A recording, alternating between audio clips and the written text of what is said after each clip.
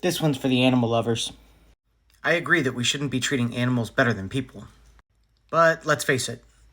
They might be kind of annoying, or kind of stinky sometimes, or a little bit special. But they are ours and we love them very much. And for some people that weren't blessed with kids, it's the closest you can get. So let's make sure this movie didn't lie to us. In Genesis 2, God said he breathed life into man and it became a living creature or living soul. The phrase used there is the word nephesh, which means a living soul. The exact same word is used here in Genesis 2 when it talks about all the living beasts that God created. And we can confirm that word's usage in the lexicon. You can see here for Genesis 2:19, the same word applies. So God gave animals souls. And we know that the only thing that separates us from God is sin, and animals don't sin. And we know from Isaiah 11 that animals will be in God's new kingdom. It says the wolf will dwell with the lamb, and the leopard will lie down with the goat, and the calf and the lion will hang out together, and the little children will lead them all. And in Exodus 20, when we're given instructions for the Sabbath, you can see here that we're even supposed to let our livestock, our animals, rest on the Sabbath. So God very much cares about them to include them in his instructions for the Sabbath. Proverbs 12 says, "Whoever is righteous has regard for the life of his animal, but the mercy of the wicked is cruel."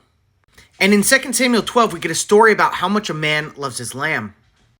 It says that he fed the lamb from his own plate and that he loved it like a daughter.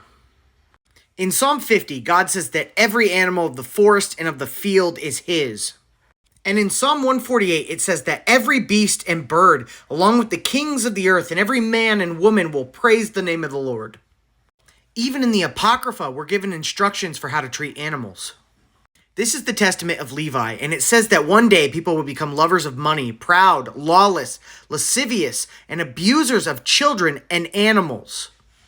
Then, in the testament of Zebulun, we're given instructions to keep God's commandments, which include showing mercy to your neighbors, having compassion towards all, not towards men only, but also towards animals.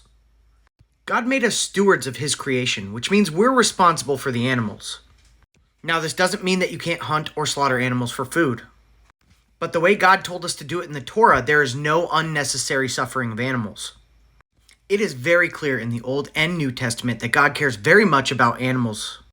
And luckily for them, sin doesn't separate them from God.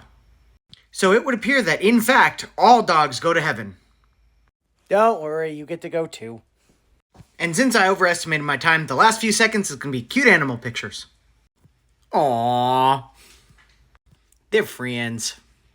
And they destroyed my couch together. They'll melt your heart.